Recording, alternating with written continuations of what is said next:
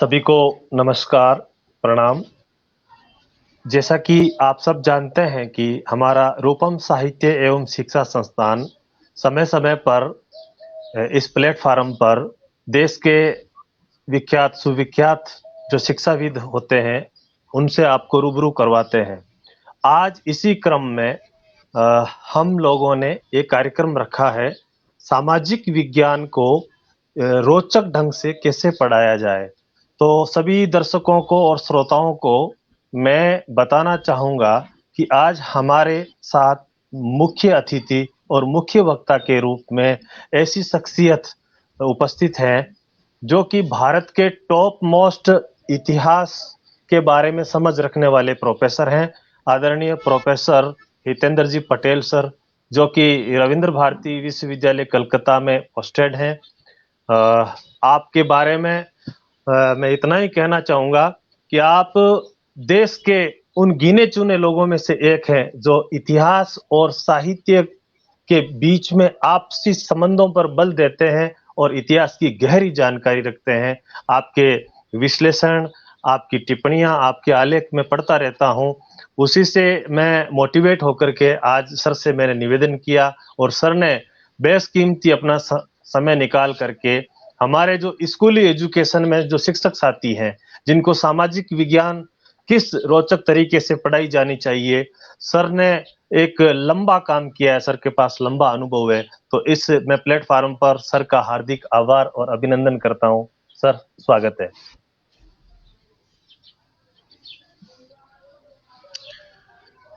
धन्यवाद भंवरलाल जी।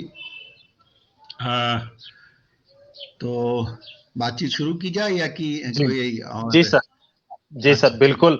ये सामाजिक विज्ञान जो विषय है, इसको किस तरह से रोचक बनाया जाए और शिक्षक क्या कुछ नया करे, क्या कुछ इनोवेटिव करे, ताकि बच्चों के मन में इस विषय के प्रति उबाऊपन न होकर के एक विशेष रुचि जागृत हो जाए। जी सर। सभी मित्रों को नमस्कार। मुझे नहीं मालूम प्रोफेसर राम बख्श हैं या नहीं, लेकिन बिल्कुल सुन रहे हैं सर। हाँ हाँ, प्रोफेसर राम बख्श मेरे बहुत ही प्रिय हैं, मुझे बहुत प्रिय हैं।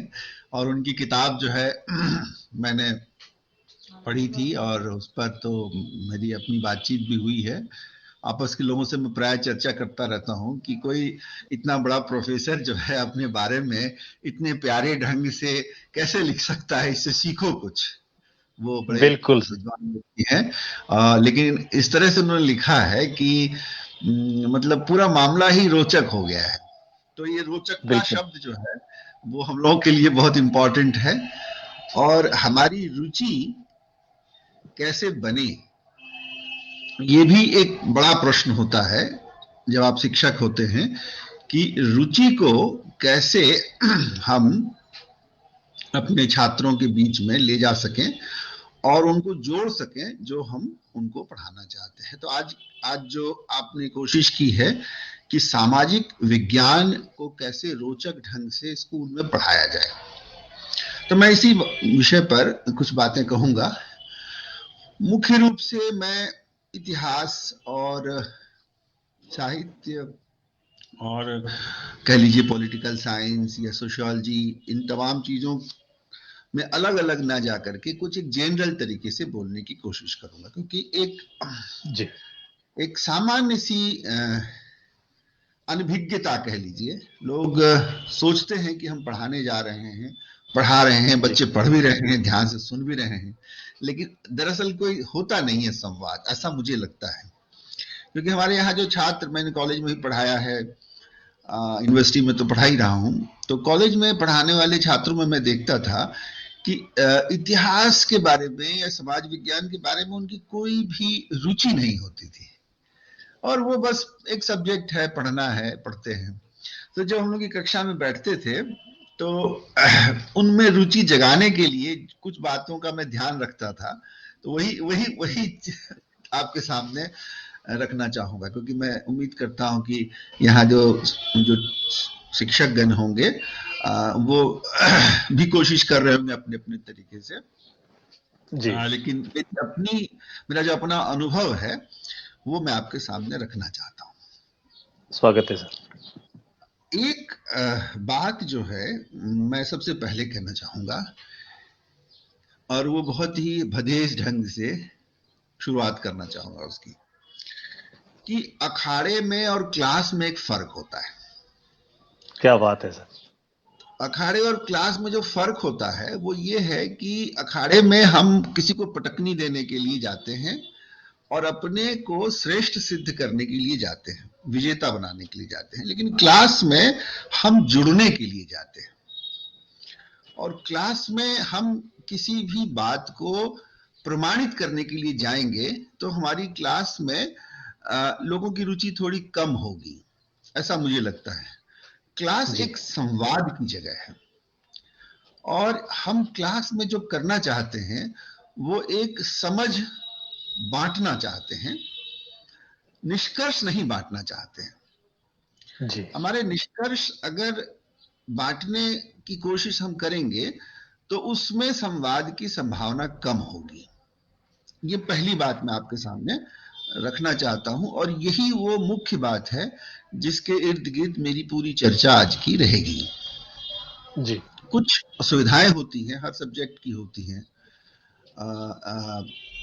इतिहास, राजनीति शास्त्र, सोशियोलॉजी और तमाम जो हमारे जो सब्जेक्ट्स हैं जिसको हम लोग सोशल साइंस के साथ जोड़ करके देखते हैं, उसमें भी अलग अलग किस्म की समस्या है। लेकिन एक जनरल समस्या ये होती है कि हमारे विद्वान शिक्षक और जिज्ञासु जो विद्यार्थी होते हैं उनके बीच में कुछ ऐसी बातें होती हैं जिसको समझना जरूरी है। एक तो मैंने जो बात कही वो अखाड़े वाली बात, हम स्टूडेंट से जुड़ना चाहते हैं, इस भाव से अगर शिक्षक क्लास में जाए, संवाद करना चाहते हैं तो संवाद संभव है। जी। और बहुत सारी कठिन परिस्थितियों में, मैं यहाँ जहाँ पढ़ाता हूँ, यहाँ बंगला में बहुत सारे लेक्चर्स देने होते हैं और रिमोट जगहों पर भी मैं चला जाता हूँ, तो मैं देखता हूं कि रिमोट से रिमोट जगह पर भी लोग सुनना चाहते हैं।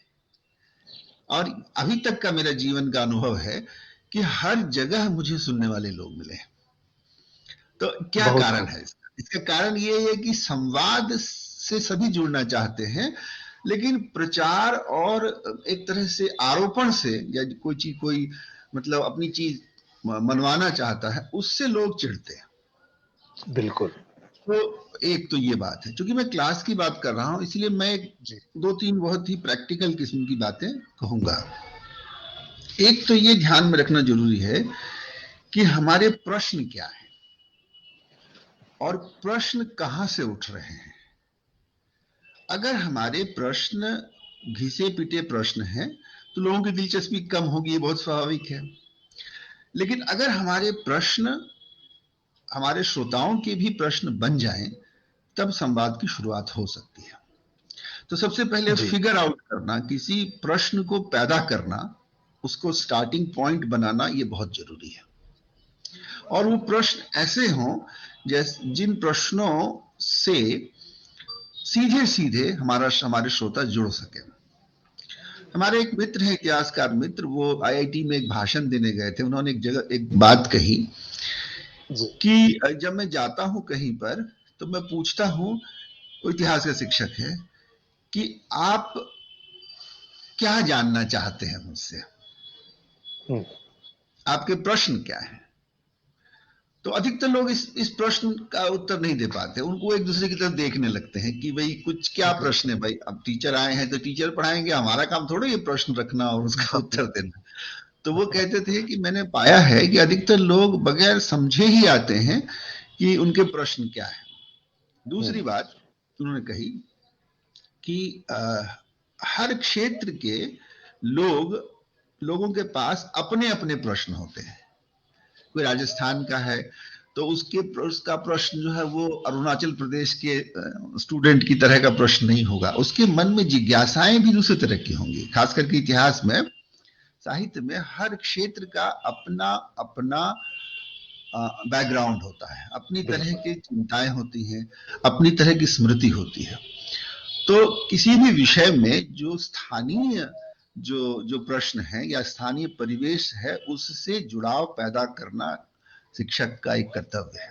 दुर्भाग्य से हमारे जो सिलेबस बनाने वाले लोग हैं वो इसकी चिंता नहीं करते हैं। वो एक हिस्ट्री का सिलेबस बना देते हैं और वो आप मद्रास में रहिए, राजस्थान में रहिए, कहीं भी आपको वही पढ़ाना है, वही नेशनल मूवमेंट, वही 1857, वही सरकारें क्या होती हैं, एग्जीक्यूटिव क्या होता है, और सोशियोलॉजी में भी उसी तरह के प्रश्न होते हैं। जाति व्यवस्था क्या है? अब जाति व्यवस्था के बारे में क्या आप समझते हैं कि राजस्थान में जैसे लोग जाति व्यवस्था से परिचित हैं वैसे ही बिहार में होंगे या उड़ीसा में होंगे? लेकिन हमारे यहाँ वही एकेडमिया का वही स्कूल है। होता ये है, हमारी जो मूल समस्या हो गई है कि हमारे यहाँ जो विद्वान लोग हैं वो पश्चिम से धारणाएं लेते हैं। पश्चिम मतलब विदेशी विद्वानों को पढ़ पढ़ के उनका जो जिसमें वो सोचने का जो नजरिया होता है वो तय करते हैं, विश्वविद्यालय में समझाते हैं और फिर वो उसी का एक संक्षिप्त रूप जो है वो स्कूल में रखने की कोशिश करते हैं। हमारे प्रश्न शुरू से नहीं उठते हैं, या मतलब जैसे एक सामान्य प्रश्न से, हमारे अपने प्रश्न से हमारा सिलेबस नहीं बना होता है। इसीलिए आप देखेंगे अधिकांश विद्यार्थी जो होते हैं वो साहित्य से जुड़ जाते हैं लेकिन हिस्ट्री पॉलिटिकल साइंस से जुड़ना नहीं चाहते, क्योंकि उनको समझ में नहीं आता है कि फ्रेंच रेवोल्यूशन जो है ये क्या है, फ्रांस की क्रांति क्या है। और पहली बार उनको क्रांति नहीं पता है कि क्रांति क्या होती है, उनकी धारणा ही नहीं है यूरोप के बारे में। तो हमको एक जो है प्रश्न जो है अपने तरीके से सिलेबस को ध्यान में रखते हुए तैयार करने चाहिए और उन प्रश्नों पर चर्चा करनी चाहिए। सबसे पहले एक मेरा सुझाव है कि हम सिलेबस में जो भी है उस सिलेबस में से जो प्रश्न हमारे श्रोता समझ सकते हैं, रिलेट कर सकते हैं, उन प्रश्नों को पैदा किया जाना चाहिए। और वो जो प्रश्न होते हैं वो प्रश्न जो हैं हमको सबसे पहले 10-15 मिनट में जरूर उस पर खर्च करना चाहिए कि अगर हम यूरोप का इतिहास पढ़ाना चाहते हैं तो यूरोप के बारे में, इतिहास के बारे में कुछ बताना जरूरी है। जैसे मैं एक उदाहरण देता हूं। अब यूरोप तो सब लोग करते हैं, लेकिन यूरोप नाम कैसे पड़ा ये किसी को नहीं मालूम। जी, नाम कैसे पड़ा यूरोप ये नहीं किसी को पता। अब यूरोपा नाम की एक स्त्री थी। अब यूरोपा नाम की एक स्त्री थी, एक मिथ है, मान लीजिए कहानी भी है। तो यूरोपा नाम की स्त्री थी, उसका कैसे प्रेम हुआ, कैसे वो पलायन करती है, फिर उसके नाम से यूरोप का चलन हुआ। ये कहानी जो है लोगों को तुरंत जोड़ देगी यूरोप से। और यूरोप में कितने देश हैं और देश कैसे बने हैं इसके बारे में सामान्य रूप से 2-5 मिनट खर्च करके हम यूरोप से अपने श्रोताओं को जोड़ सकते हैं। बड़ा मतलब कितना बड़ा? हम लोग कहते हैं ना कि वहां बड़े देश हैं ब्रिटेन, वहां बड़े देश हैं जर्मनी, वहां बड़ा देश है फ्रांस, पुर्तगाल, स्पेन, ये बता दिया। अब जो है हमको ये बताना पड़ा कितना बड़ा, राजस्थान से बड़ा या छोटा। तो पता चलेगा कि अधिकांश यूरोप के देश जो है राजस्थान से छोटे हैं। तो इसमें थोड़ा सा एक इंटरेस्ट पॉइंट बन जाता है उनका, वो एक आइडिया जो है एक देश के बारे में उनके मन में पैदा हो जाता है। आप सुन पा रहे हैं मेरी बात?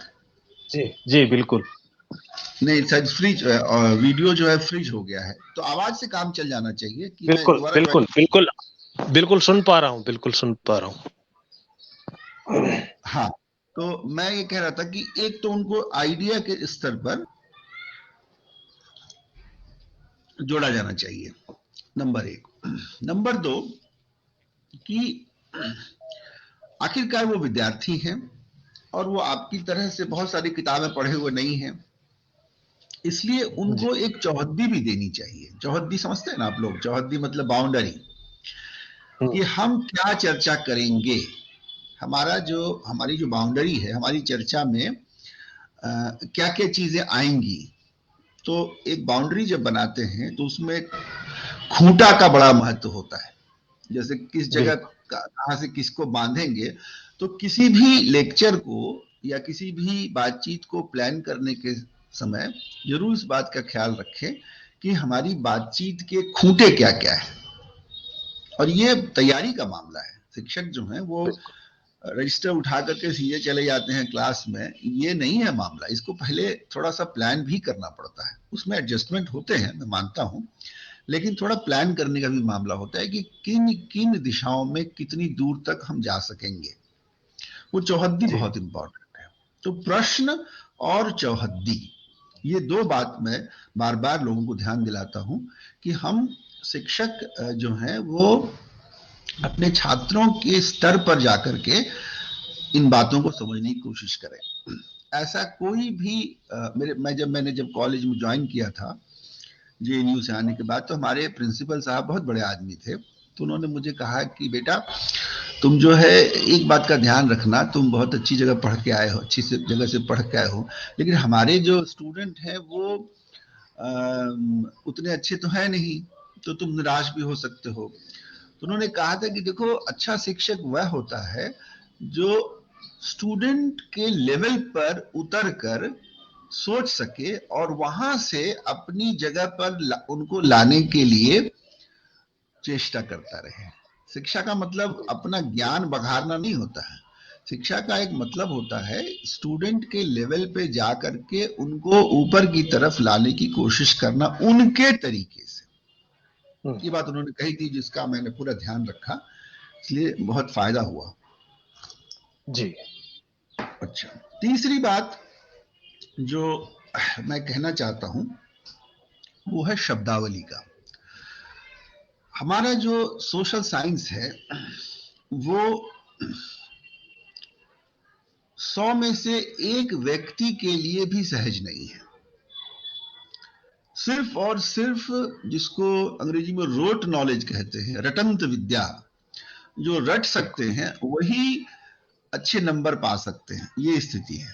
इसका एक बड़ा कारण ये है, मैं उनकी चर्चा कर रहा हूं जो सामान्य रूप से सरकारी कॉलेज में स्कूल में पढ़ते हैं, उनकी चर्चा कर रहा हूं। बहुत बड़े स्कूल्स होते होंगे, उनमें अलग तरह की ट्रेनिंग होती है, मैं उनकी चर्चा नहीं कर रहा। उसका एक बड़ा कारण होता है शब्दावली। ये जो टर्म्स हम लोग व्यवहार करते हैं, ये टर्म्स जो होते हैं वो विदेशी होते हैं। विदेशी इस अर्थ में कि अनजाने होते हैं। किसी भी किताब को जब मैं हाथ में लेता हूं तो मुझे बड़ी दिक्कत होती है, मुझे खुद बहुत दिक्कत होती है।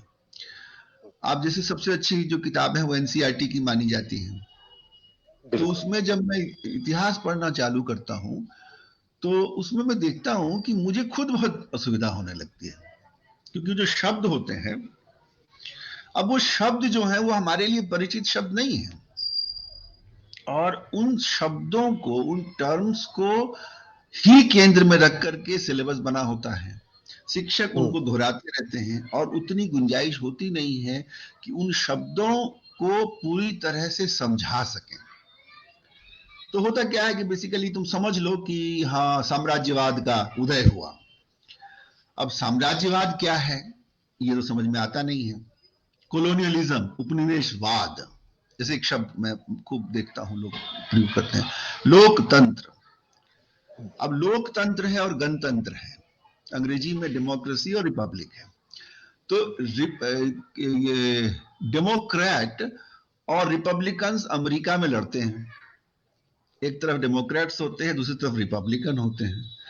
तो अब हम समझ ही नहीं सकते कि डेमोक्रेट्स रिपब्लिकन से कैसे लड़ सकते हैं, दोनों कॉन्सेप्ट में क्या फर्क है ना? तो डेमोक्रेटिक और रिपब्लिकन्स के बीच का जो अंतर है वो क्या है, ये समझ में नहीं आता है। तो एक चैलेंज हम लोगों के लिए ये भी होता है, हम लोग तो और शब्द तो अपनी तरफ से दे नहीं सकते हैं, क्योंकि प्रश्न तो पूछे जाते हैं उन्हीं शब्दावलियों में कि डेमोक्रेसी, रिपब्लिक, पार्लियामेंट, है ना, और पार्लियामेंट्री डेमोक्रेसी, पॉपुलर डेमोक्रेसी, इस तरह की जो बातें होती हैं, तो उसमें मैं देखता हूं कि ये उलझाव पैदा करते हैं। तो कुछ समय जो है शब्दावलियों पर जरूर खर्च करना चाहिए। जैसे हमारे देश में जनता सोचती थी कि हम लोग गुलाम थे, तुरंत समझ जाते हैं गुलामी का मतलब क्या होता है। गुलामी का मतलब होता है कि हम अपनी इच्छा से काम नहीं कर सकते, हमको कोई चलाता है। तो गुलामी शब्द से सभी परिचित हैं, लेकिन अगर उनको कहा जाए कि हम औपनिवेशिक कालीन समय में जी रहे थे, तो औपनिवेशिक कालीन समय को समझाने के लिए हम लोगों को तैयारी करनी पड़ती है कि उपनिवेश क्या होता है। अब देखिए, एक तरफ कॉलोनी कहते हैं, फिर एक शब्द है मेट्रोपॉलिटन। अब मेट्रोपॉलिटन समझाना बहुत मुश्किल है। तो इस ये जो प्रक्रिया है, ये जो शब्दावली है, इस शब्दावली को हम कैसे तोड़ सके और इन शब्दावली पर चर्चा कर सके, ये आपको समझना पड़ेगा, खुद भी समझना पड़ेगा। मैं देखता हूं कि शिक्षक भी हमारे यहाँ हमेशा इन शब्दों से बहुत परिचित नहीं होते हैं। हम लोग बार बार शिक्षकों को कहते हैं, हम लोग खुद ही शिक्षक हैं, हम अपने मित्रों से ही बात कर रहे हैं, हम लोग खुद भी उलझ जाते हैं बहुत सारी जगहों पे। तो उलझने के बाद क्या होता है कि हम लोग समझ ही नहीं पाते हैं कि कैसे इसको तोड़ा जाए। यहाँ रामबख्श जी बैठे हुए हैं और मैंने देखा है कि रामबख्श जी में ये बड़ा गुण है। आप उनसे कभी सुनिए कि कैसे वो किसी बढ़िया आइडिया को कैसे वो तोड़ते हैं। मैंने बहुत लक्ष्य किया है। रामबख्श जी भी बहुत बढ़िया काम करते हैं और इनके गुरु, हम सबके गुरु थे नामवर सिंह, वो इस कला में बड़े थे और पूरी उनकी जो शैली थी वो बड़ी सुंदर शैली थी। असाधारण महान व्यक्ति मैं उनको मानता हूं, लेकिन खैर वो तो अकादमिक बातें हो गई। बिल्कुल। मैंने एक चीज और लक्ष्य किया है कि हमारे जो जैसे गांधी थे, तो गांधी का संवाद होता था सबसे। आज गांधी का दिन भी है, हमारे देश के लिए एक महत्वपूर्ण दिन है याद दिलाने का कि महान व्यक्ति के महान आइडियाज को हमारा समाज और हमारे समाज के कुछ लोग जो हैं वो अंततः बर्दाश्त नहीं कर पाए और अपने महानतम व्यक्ति को हमारे देश के व्यक्ति ने ही गोली मारकर हत्या कर दी। तो आज उनका दिन भी है, तो याद करना जरूरी है कि गांधी कैसे संवाद करते थे। तो गांधी भी बहुत अच्छे शिक्षक थे। तो मैं देखता था कि वो कभी भी ऐसी शब्दावली का प्रयोग नहीं करते थे जिससे लोगों को दिक्कत हो, लोग समझने में चूक जाए या उनसे कुछ छूट जाए। जैसे नेहरू के जो भाषण होते थे उसमें डेमोक्रेसी और सेकुलरिज्म और फासिज्म वगैरह शब्द होता था, लेकिन भूल करके भी गांधी के किसी भाषण में आप इन शब्दों का प्रयोग नहीं देखेंगे। वो यहां तक भी नहीं कहते थे कि हमें राष्ट्र के लिए कुछ करना है, जैसे राष्ट्रवाद, ये सब शब्द भी वो प्रयोग नहीं करते थे। तो मैं गांधी की ये खास बात की तरफ आपका ध्यान आकृष्ट करना चाहूंगा कि गांधी संवाद में जिस शब्दावली का प्रयोग करते थे उन शब्दावलियों की एक डिक्शनरी बनाई जानी चाहिए। सभी आइडियाज को वो व्यक्त कर सकते थे, लेकिन उन शब्दों के सहारे कर सकते थे जो हमारे देश के लोग समझ सकते थे। तो एक डिक्शनरी तो गांधी के शब्दावली का भी होना चाहिए। बिल्कुल। एक और व्यक्ति थे, हिंदी के आदमी हैं, हालांकि उन्होंने बहुत सारी किताबें लिखी, Rahul Sankrityayan.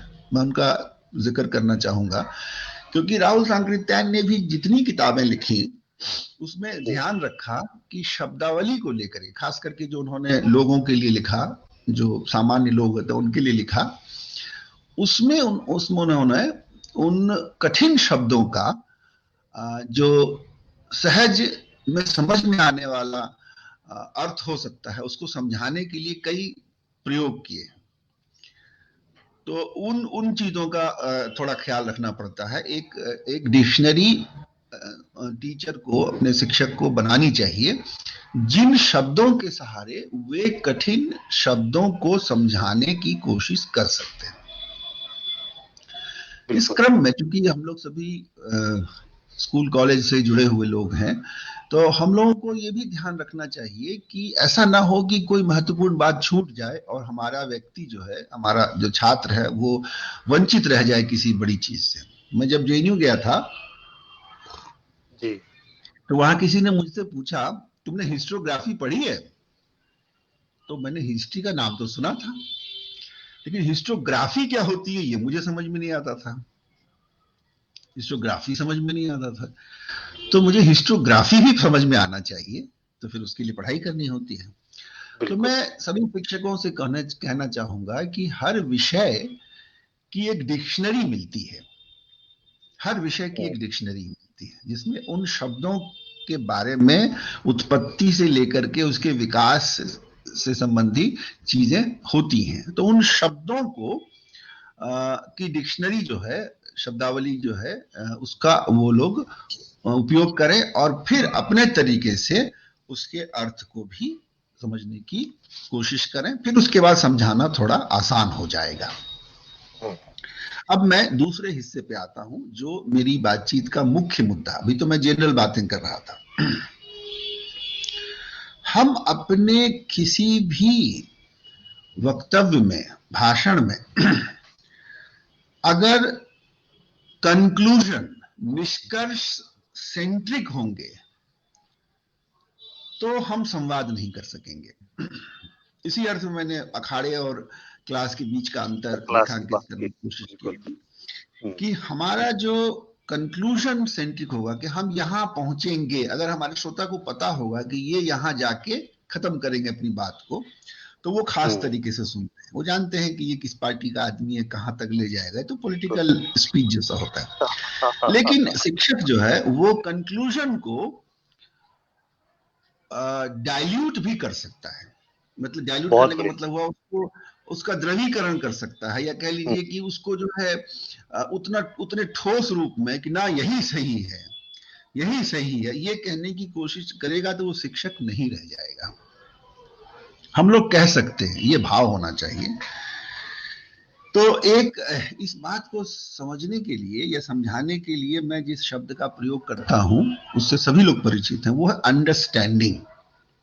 Understanding, conclusion centric ना होकर के, निष्कर्ष की तरफ ना ले जाते हुए हम जिस ओर बढ़ सकते हैं उसको हम समझदारी, समझ पैदा करना, अंडरस्टैंडिंग, एक समझ बनाना। और समझ से समझदारी का जुड़ाव है। तो जब हम एक समझ को साझा कर रहे होते हैं तो हमारा जो श्रोता होता है वो उसमें योगदान करने की स्थिति में होता है। और ये बात किसी भी श्रोता संदर्भ में हम देख सकते हैं कि अगर हम दिखें कि हम एक समझदारी को बांटना चाहते हैं, तो फिर जो सुनने वाला होता है वो अपनी तरफ से भी हाथ बढ़ाता है। और ये हाथ बढ़ाना जो है वो बहुत इंपॉर्टेंट है। आप हाथ बढ़ाते हुए एक समझदारी की तरफ जाते हैं तो फिर संवाद पैदा होता है। तो यहाँ एक शब्द हमारे लिए बड़ा कठिन और हमारी कठिन परीक्षा लेता है, वो है डिसिप्लिन। बहुत सारे लोग ये समझते हैं कि शिक्षक सिर्फ पढ़ाता नहीं है, डिसिप्लिन भी रखता है, नहीं तो फिर शिक्षक क्या हुआ। तो ये इसके बीच में एक बहुत ही,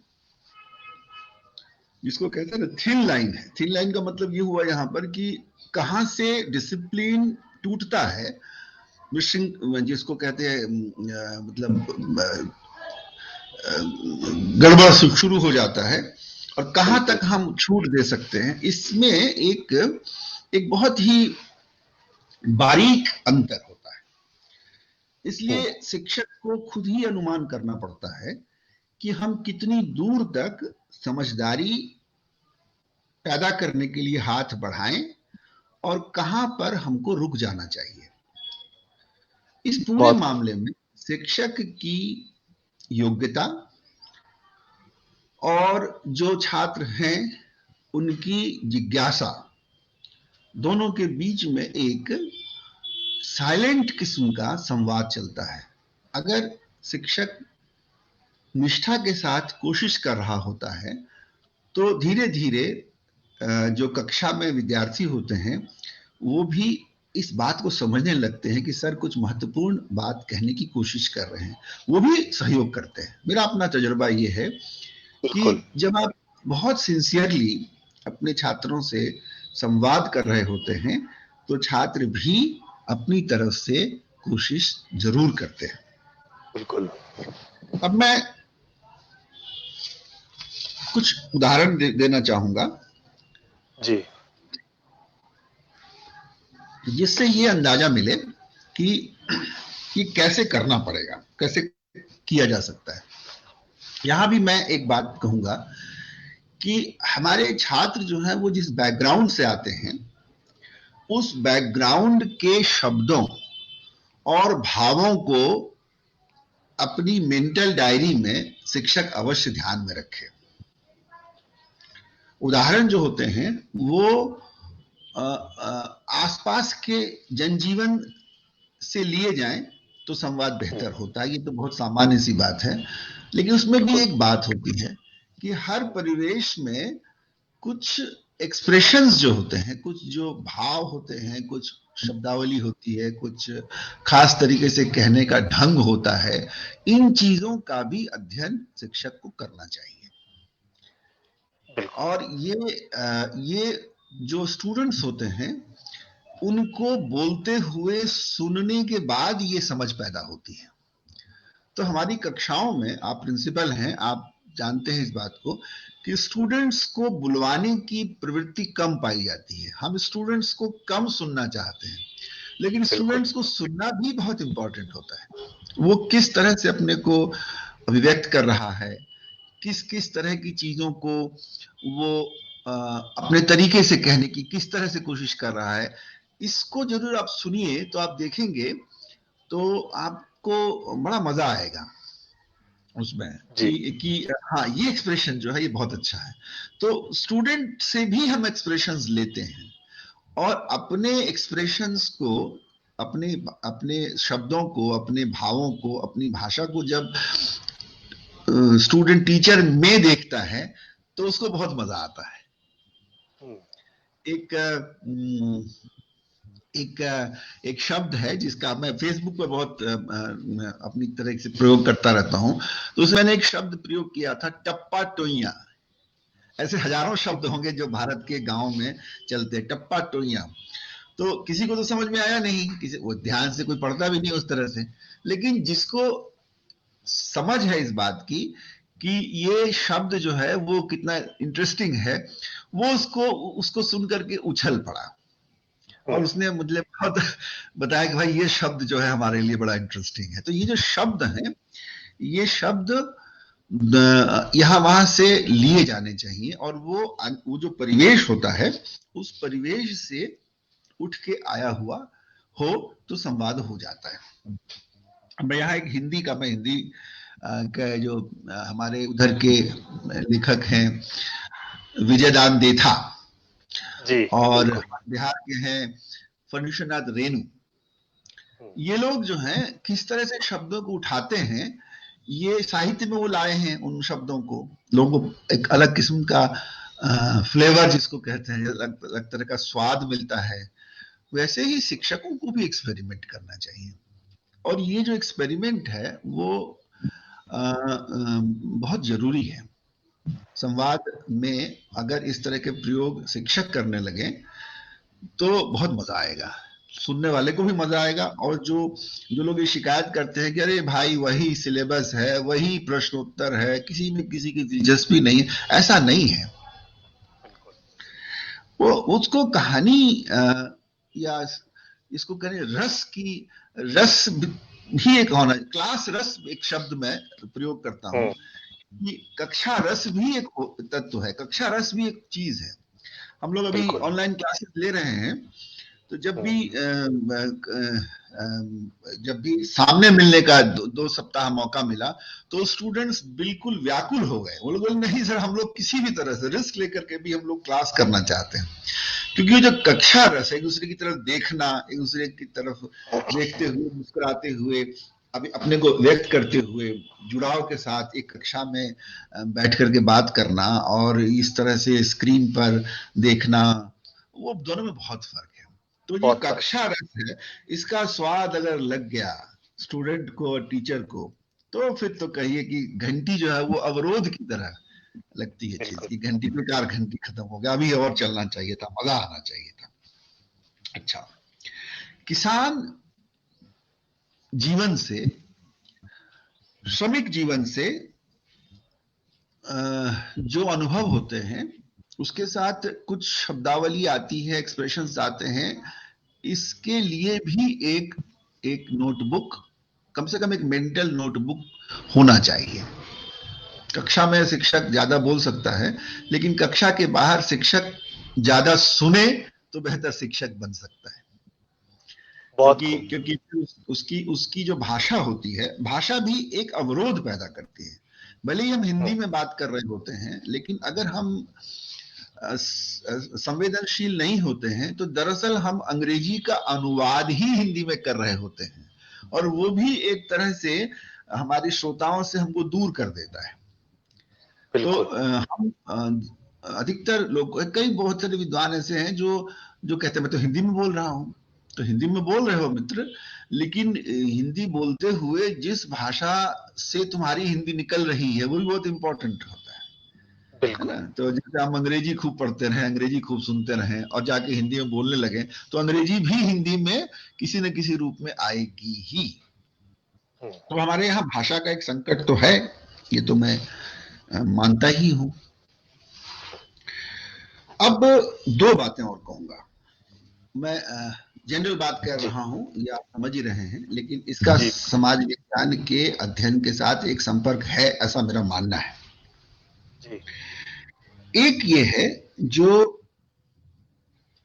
अपरिपक्व दिमाग होता है, इमेच्योर दिमाग होता है, वो बाइनरी में सोचना चाहता है। बाइनरी का मतलब होता है आर पार की भाषा में, इधर हीरो है उधर विलेन है, हम हैं हमारा शत्रु है। वो किसी भी बात में वो बात करते समय हमेशा जो है भारतीय एक तरफ, अंग्रेज दूसरी तरफ, हिंदू एक तरफ, मुसलमान एक तरफ, लोअर कास्ट एक तरफ, अपर कास्ट एक तरफ, हम लोग और वो लोग, इस भाषा में बात करना चाहता है। इसी में वो युद्ध की भाषा जिसको कहते हैं, बौद्धिक भाषा, मतलब इस भाषा में वो बात करना चाहता है। लेकिन समझदारी की ये भाषा नहीं होती है जी। जिसको हम शिक्षा के माध्यम से ग्रहण करते हैं वो एक समझदारी का विकास है। शिक्षा हमारी समझदारी को विकसित करता है। तो रामायण सभी लोग पढ़ते हैं, लेकिन रामायण समझता वही है जो इस बात को समझे कि क्यों राम ने लक्ष्मण को रावण के पास भेजा था जब रावण की मृत्यु हो रही थी। तो अहंकारी लक्ष्मण, उनको अहंकार था कि मैं रावण के पास क्यों जाऊं। तो राम ने लेकिन लक्ष्मण को डांटा है और कहा है, मतलब यही महत्वपूर्ण बात होती है कि राम में ये बोध है कि ज्ञान जो है वो दूसरी तरफ भी हो सकता है। बहुत खूब। और इसलिए लक्ष्मण को राम ने कहा कि तुम जाकर के उनसे सुनो। महाभारत में भी ये कहानी होती है। जब आप देखते हैं कि कृष्ण जो है वो भीष्म पितामह के पास भेजते हैं पांडवों को, ताकि उनसे, वो तो सेनापति थे विपक्ष के, लेकिन शिक्षा के लिए उनके पास भेजते हैं। तो बहुधा ये बोध महान लोगों में ही होता है कि जिसके साथ हम लड़ रहे होते हैं और जो हमारा शत्रु पक्ष होता है, ज्ञान वहां भी हो सकता है, वहां से भी ज्ञान का संग्रह करना चाहिए। तो कृष्ण ही महाभारत को समझ पाते हैं, और जब तक आप कृष्ण को नहीं समझेंगे और कृष्ण के इस भाव को नहीं समझेंगे, तब तक आप महाभारत भी नहीं समझ सकते और कृष्ण को भी नहीं समझ सकते। रामायण राम और रावण का युद्ध बस नहीं है, राम की तरह कैसे सोचा जाए, इस बात को समझने के लिए रावण में भी जो संग्रहणीय है, जो भी उससे हम ले सकते हैं, उसको लेकर के हम सोचें, तभी हम में समझदारी आएगी। और ये जो अपरिपक्व दिमाग होता है, वो मित्र और शत्रु के रूप में जब देखता है, तो दरअसल वो शिक्षित दिमाग नहीं होता है। ऐसे बाइनरीज को से स्टूडेंट्स को, सभी लोगों को उठा करके एक ऐसी जगह ले जाना जब हमको ये लगने लगे कि समझदारी के लिए हमको एक सार्विक किस्म का, ये सब तरफ का ज्ञान, सब तरफ की दृष्टि, सब चीजों को लेते हुए बात को समझने की कोशिश करने की जरूरत है। ये जो नेशनल मूवमेंट के लोग जब चर्चा करते हैं तो मैं कहता हूं कि अंग्रेजों में के खिलाफ लड़े थे भारत, की बात सही है और लड़ना भी चाहिए था, हमको गुलाम बना के रखा था, ठीक है। लेकिन अंग्रेजों में कुछ गुण भी थे, क्यों वो जो है हमारे देश पर इतने दिनों तक इतनी कम संख्या में होते हुए भी शासन कर पाए। इस बात का अगर आपको ज्ञान नहीं है तो चिल्लाते रहिए नेशनल मूवमेंट, लेकिन आप उस दौर को नहीं समझ सकते। एक हमारे मित्र ने एक सवाल हाल में पूछा जिससे मैं बहुत ही परेशान हो गया। सवाल ये है, उन्होंने कहा कि जितने गद्दार हैं वो भारतीय में ही क्यों मिलते हैं? हिंदू हो, मुसलमान हो, मराठा हो, जो भी हो, जितने गद्दार हैं वो सब हमारे यहाँ हैं। अंग्रेजों के साथ गद्दारी क्यों नहीं की? जब हम लोग इतने महान थे, मुसलमान इतने महान थे, मुगल इतने महान थे, मराठा इतने महान थे, और जितने जो हिंदू मुसलमान जितने राजा थे वो अगर इतने महान थे तो सारे गद्दार हमारे यहाँ ही क्यों पैदा हुए? उनके यहाँ गद्दारी का कोई उदाहरण क्यों नहीं मिलता है? बहुत कम। तो ये बात भी समझने की है कि हमारे गद्दार हमने पैदा किए थे, अंग्रेजों ने नहीं पैदा किए थे। अब हमारी कमजोरी होगी तो कोई भी आदमी बाहर से आकर के उसका फायदा उठाएगा, चाहे वो बाबर हो, चाहे वो मोहम्मद गोरी हो, चाहे वो लॉर्ड क्लाइव हो या कोई और हो। बिल्कुल। तो जब हम समझदारी की बात करते हैं तो दोनों पक्षों या जितने भी पक्ष हैं उन सभी पक्षों पर इस तरह से दृष्टिपात कर सकें, ऐसी तरह से देख सकें कि हम लोग बाइनरी को डाइल्यूट कर सकें, जो इधर या उधर, आर या पार, या तो सत्य हमारे साथ है या प्रतिपक्ष के साथ रहेगा अगर वो जीत जाता है। तो ऐसा नहीं है मित्रों। हमारे क्लास में हम अपने तरीके से एक नया मन बनाने की कोशिश करते हैं, एक नया मन। शिक्षक भी कक्षा रस से स्नान करता है, वो भी जो है उस कक्षा के बाद भी वही बना रहे जो कक्षा के पहले था, तो फिर कक्षा का क्या मतलब हुआ? मैं इसको स्नान मेटाफर इस्तेमाल करता हूँ कि कक्षा में जाना जो है एक तरह से या किसी विषय में डूबने का मतलब होता है उसमें स्नान करना, और उसके बाद भी आप वही बने रहे जो पहले थे, तो फिर क्या पढ़ाने का मतलब है और क्या पढ़ने का मतलब है? तो मित्रों, मैं यही बहुत ही छोटी छोटी बातें आपके सामने साझा कर रहा था। बहुतों को लगा होगा, मुझे भी अब लग रहा है कि मैंने बहुत ही सामान्य किस्म बातें कही, लेकिन सामान्य बातें भी महत्वपूर्ण होती हैं। हमारे देश में सामान्य बातों पर पूरा ध्यान नहीं दिया जाता, इसलिए हम लोग कक्षाओं में मूलतः एक तरह से जानकारियां बांटने वाले लोग हो गए हैं। पर्सपेक्टिव, समझदारी, दृष्टि साझा करने वाले लोग कम रह गए हैं। बहुत कम शिक्षक हैं जो अपनी दृष्टि को अपने छात्रों की दृष्टि के साथ मिलाना चाहते हैं। जी। दृष्टि का आरोपण नहीं होना चाहिए। दृष्टि का आरोपण भी एक तरह की ज्यादती है, एक तरह की अच्छा कर सकते हैं, सूक्ष्म हिंसा। जी, तो हम लोग ये कोशिश करते रहे, और ये तो टू-वे ट्रैफिक है ही है, तो हम कहें और वे सुने, ये तो कोई मॉडल हो नहीं सकता शिक्षा का। बिल्कुल। हम कहें और तुम कहो, इसके बीच में कभी कभी कहा सुनी भी हो जाए तो भी कोई बात नहीं, हम भी बढ़ेंगे, तुम भी बढ़ोगे। यही सोशल साइंस है, यही सोशल साइंस या शिक्षा का हम लोग समझाना चाहते हैं। और सोशल साइंस की जो दूसरी बात थी वो मैंने जानबूझकर छोड़ दी कि सोशल साइंस का विकास कैसे हुआ।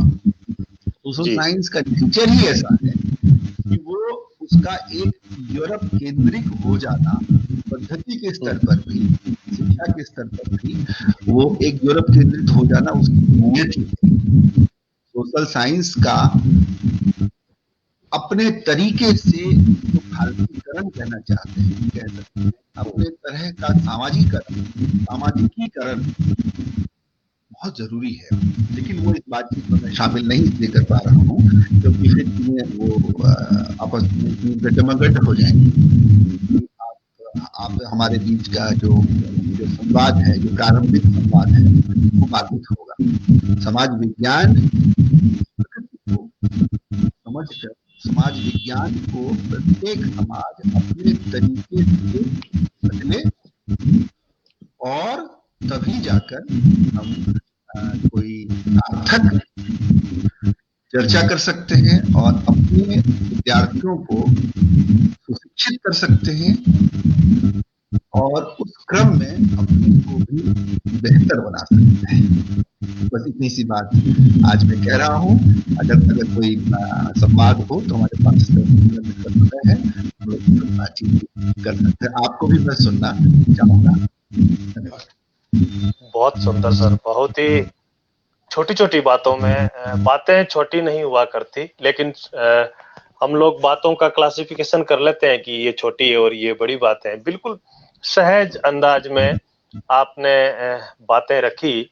मैं समझता हूं कि आज आपने जो बातें बताई है कि भाई एक जो कक्षा का रस है, वो जब तक रस कक्षा का पैदा नहीं होगा, उसकी केमिस्ट्री में जो रस वाली जो कक्षा है उसमें शिक्षक डूब के पढ़ाएगा तो रस पैदा होगा, और उसमें वो फिर स्नान जब तक नहीं करेगा तब तक वो एक वातावरण का निर्माण नहीं बन पाएगा। और एक सर शानदार बात, चूक यहाँ हो जाती है कि हर विषय की अपनी एक डिक्शनरी होती है, और वो जो टर्म वाली बात आपने बताई, यहाँ बड़ी चूक होती जाती है, ध्यान नहीं दिया जाता है।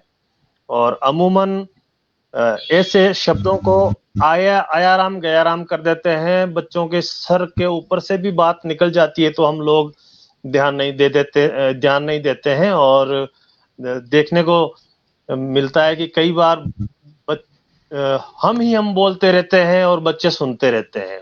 अभी अंत में आपने कहा था कि कुछ तुम भी कहो और कुछ हम भी कहें, और इस बीच कुछ कहा सुनी भी हो जाए तो चलेगा। ये क्या एक शानदार सूत्र दिया है आपने। दृष्टि का आरोपण आपने बताया कि नहीं होना चाहिए। बिल्कुल आमतौर पे मैंने भी ये महसूस किया है कि अधिकांश साथी अपनी दृष्टि का आरोपण कर देते हैं। वो उसको जो भी बात होती है निष्कर्ष केंद्रित रख देते हैं कि मैं ही सच्चा हूं, तो ऐसा नहीं होता है। मैं तो ये मानता हूं कि 2 घंटे का फर्क होता है इंटेलिजेंट बच्चे में और एक टीचर में, कि वो 2 घंटे बाद में अगर बच्चे में समझ अच्छी है तो वो कॉन्सेप्ट उसका भी क्लियर हो जाता है। तो ऐसा नहीं है कि सामने खड़ा है तो वो बहुत बड़ा कोई ज्ञानी हो गया। तो उसमें भी बच्चों में भी ज्ञान बहुत सारी गुंजाइश होती है। बच्चों को सुनना आपने बताया, ये एक मैं समझता हूँ कि शिक्षक साथियों को बहुत ही सूत्र के रूप में ये बात काम आएगी। उदाहरणों के रूप में आपने बताया कि आसपास का जो परिवेश है वो उससे उदाहरण लें। बिल्कुल सर, ये एक प्रयोग मैं तो करता ही रहता हूँ। जैसे मेरा खुद का जो विषय है हिंदी साहित्य है, तो उसमें पाठ को मैं स्थानीय परिवेश से जोड़कर प्रस्तुत करता हूं। तो आपने जैसे अभी वो एक शब्द काम में लिया कि बच्चा उछल पड़ा, तो कई बार बच्चे उछल पड़ते हैं, तो शिक्षक को पांडित्य प्रदर्शन नहीं करना चाहिए। एक मित्र ने एक पुस्तक लिखी थी जिसमें काफी कठिन शब्दावली वाली लिखी, तो हम चर्चा कर रहे थे, तो एक मित्र बोले कि भाई वो किताब हिंदी में लिखी थी, तो तब भी उन्होंने कह दिया कि भाई इसका अनुवाद भी कर देते साथ साथ। इसका अनुवाद भी साथ साथ कर देते। तो इतनी कठिन भाषा भी नहीं होनी चाहिए कि हमारे बच्चे जागते रह जाएं कि गुरुजी क्या पढ़े। तो अभी आपने एकदम सहज तरीके से जो बात की है, राहुल सांकृत्यायन जी का आपने उदाहरण दिया है, गांधी जी की बात बताई है कि आज बापू को भी आज नमन करने का दिन है। तो ये मैं प्रयास करूंगा कि कम से कम सामाजिक जैसे साइंस की डिक्शनरी जो होती है सर, टर्मिनोलॉजी की, वो तो ला करके हमने रखी है, साइंस, हिंदी और संस्कृत इत्यादि की। सामाजिक विज्ञान की डिक्शनरी नहीं है, तो मैं ये ला करके रखूंगा और इस पर मैं काम करूंगा। और आपसे मैं समय समय पर मार्गदर्शन लेता रहूंगा। रामायण और महाभारत के क्या कॉन्सेप्ट रखे आपने, यौद्धिक भाषा नहीं होनी चाहिए, ये हमारे शिक्षक साथियों को समझना होगा। आपने बहुत बड़ी बात बताई है कि सामने वाले के पास भी ज्ञान है और ज्ञान कहीं से भी लिया जा सकता है, और ज्ञान है वयन समीक्षते, ज्ञान में ना उम्र देखी जाती है ना पक्ष और विपक्ष देखा जाता है, जहाँ कहीं भी है वो वर्णनीय होता है और अभिनंदनीय होता है। एक किसी मित्र ने टिप्पणियों में प्रश्न लिख, प्रकाश जी सांगवा प्रश्न लिखा है इन्होंने कि रानी लक्ष्मीबाई वे झलकारी बाई का क्या मामला है, वास्तविक लड़ाई किसने लड़ी, इस तरह का कोई प्रश्न डाला है। जी, और कोई प्रश्न नहीं है, सबको अच्छा लग रहा है, बहुत ही अच्छा लग रहा है मित्रों को। एक प्रश्न आया, एक जिज्ञासा आई है कि रानी लक्ष्मीबाई और झलकारी बाई का क्या मामला है।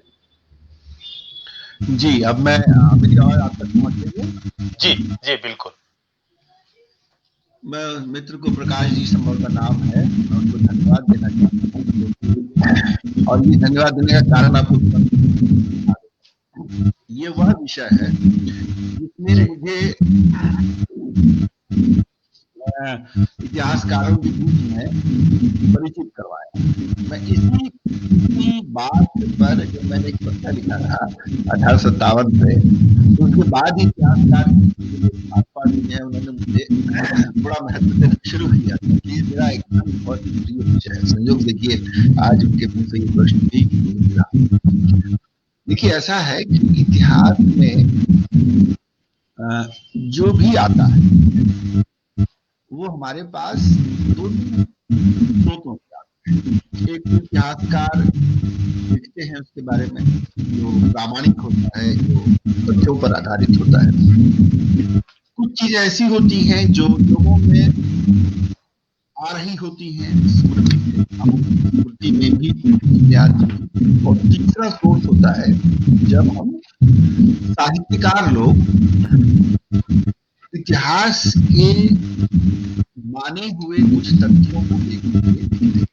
तो साहित्य, लोक स्मृति और इतिहास, इन तीन रूपों में हमारे पास अतीत के बारे में जानकारियां उपलब्ध होती हैं। तो जो विश्वविद्यालय का आदमी है वो समझता है कि जब तक इतिहासकार न बोलेगा तो बात कैसे ऑथेंटिक होगी। तो लक्ष्मीबाई के बारे में दो तीन बातें बहुत जरूरी है कहना। एक तो ये कि 1858 में जो हुआ उसका एक वर्णन हमको रिकॉर्ड्स में मिलता है, जिसमें कि अंग्रेजों ने भारतीय किस तरह से लड़े उसका एक वृत्तांत बना। और अंग्रेज बड़े होशियार होते थे और वो लिखते रहते थे कुछ भी क्या हुआ। जैसे अगर मैं अंग्रेज होता तो मैं अभी नोट करता कि भंवरलाल जी बहुत ध्यान से सुनते हैं, बढ़िया नोटिंग करते हैं, और मतलब उनकी भाषा जो है वो उसमें बहुत सारी अच्छी चीजें हैं। अगर मैं अंग्रेज होता तो मैं यही नोट करता। लेकिन हम लोग हिंदुस्तानी हैं, हम लोग भंवरलाल जी बहुत अच्छा बोल करके निकल जाते हैं। लेकिन अंग्रेज लोग बहुत होशियार होते हैं, वो हर दिन डायरी लिखते हैं, रिपोर्ट बनाते हैं। तो वो जो रिपोर्ट उन्होंने लिखी थी उसमें कुछ लोगों ने लक्ष्मीबाई की तारीफ की, वीरता की तारीफ की है। और उसके बाद 1858 से लेकर के 1920-21 तक अंग्रेजों ने लक्ष्मीबाई के बारे में बहुत सारी छवियां निर्मित की। एक और छवियां निर्मित करना उनके हाथ में था। वो किताबें लिख सकते थे, नाटक लिख सकते थे। तो वो लिखते थे ऐसी ऐसी चीजें की बड़ी वीर थी, बहुत सुंदर थी, बहुत अच्छी थी। वो ये छुपा गए कि लक्ष्मीबाई हुक्का भी पीती थी और लगभग टॉम बॉयिश थी, क्योंकि उनको कहानी चाहिए थी। एक कहानी में ये आया कि लक्ष्मीबाई एक अंग्रेज पर फिदा हो गई, और चूंकि उस अंग्रेज ने रिफ्यूज कर दिया, इसलिए उनको ताव आ गया और वो लड़ने चल पड़े, जिसके मन में जो आया लिखते गए। लेकिन दूसरी तरफ लोगों के बीच में रानी लक्ष्मीबाई की छवि देवी की छवि थी, एक बहुत वीरांगना, बहुत वीर स्त्री, बहुत ही स्तुत्य उनका एक रूप जो है वो मराठी के एक लेखक थे, झांसी गए थे, उन्होंने लिखा है, और बहुत सारे हिंदी में स्रोत मिलते हैं जिससे पता चलता है कि लक्ष्मीबाई के बारे में एक बड़ी सुंदर सी छवि जो है उनके बीच में थी। लेकिन बुंदेले हरबोलों के मुंह में जो ये कहानी थी, इस कहानी को भारतीय इतिहासकार नहीं लिख पाए, साहित्य के लोग कम ही लिख पाए। रेफरेंसेस हैं जहां कहा गया है कि ये लोग वीर थे, और रानी लक्ष्मीबाई तो खास तौर पे बहुत स्त्री थी, फिर भी लड़ी, बच्चे को पीठ पे बांध कर लड़ी, ये सब आदि आदि। लेकिन हिंदी में एक कवित्री हुई जब बहुत कम उम्र थी उनकी, सुभद्रा कुमारी चौहान ने, तब ये कविता लिखी थी लक्ष्मीबाई पर, बुंदेले हर बोलों के मुंह हमने सुनी कहानी थी, खूब लड़ी मर्दानी तो झांसी वाली रानी थी, झांसी वाली रानी थी। ये महान कविता, इसने लक्ष्मीबाई के पूरे रूप को 1920-22 के आसपास ये कविता छपी थी, बहुत छोटी उम्र की लड़की थी उस वक्त। उस समय के बाद लक्ष्मीबाई की पूरी छवि को इतना फैला दिया कि इतिहास में भी अब वही छवि हमको दिखलाई पड़ने लगती है। नंबर एक, तो ये जो छवि है रानी लक्ष्मीबाई की, ये एक राष्ट्रीय छवि बनी उस समय जबकि हमारे देश में राष्ट्रीय आंदोलन तीव्र हो रहा था, तेज हो रहा था, लोग इस तरह की बातें कहना चाह रहे थे, सुनना चाह रहे थे। इतिहास से वही बुलवाना चाहते हैं लोग जो सुनना चाहते हैं। इतिहासकार के पास या तो ऑप्शन ये हो, विकल्प ये होता है कि वो सच कहे और हाशिए पे चला जाए, या फिर लोगों की ताल से ताल मिलाते हुए ऐसी बातें कहे कि लोग झूम उठें और उस इतिहासकार को सच्चा इतिहासकार मान बैठे। ये बड़ा कठिन सवाल है सब। लेकिन एक समय आया जब लोगों ने जानना चाहा कुछ और हमारे हिंदी के एक बहुत बड़े लेखक हैं, संभवतः हम लोग बताएंगे, वृंदावन लाल वर्मा। वृंदावन लाल वर्मा ने लक्ष्मीबाई पर एक किताब लिखी 1946 में, वृंदावन लाल वर्मा, संभवतः हाँ बिल्कुल यही नाम है, वृंदावन लाल वर्मा। उन्होंने बहुत अध्ययन किया था लक्ष्मीबाई के बारे में, और उस अध्ययन से उनको अपनी कहानी कहनी थी, और उस कहानी को कहने के क्रम में उनको लगा कि इतिहास में वो बातें नहीं कही जा सकती हैं, इसलिए उन्होंने उपन्यास लिखा। ये भी अपने आप में एक कमेंट है कि ऐसी कौन सी बात है जो बात उपन्यास में तो कही जा सकती है लेकिन इतिहास में नहीं कही जा सकती। इतिहास में नहीं कही जा सकती। तो ये उन्होंने कहा 46 में। तो झलकारी बाई का जो उल्लेख है वो एक उल्लेख है, और ये झलकारी बाई जो है, ये लक्ष्मीबाई, ऐसा होता है युद्ध में, होता है कभी कभी जो नेता होता है उसकी मृत्यु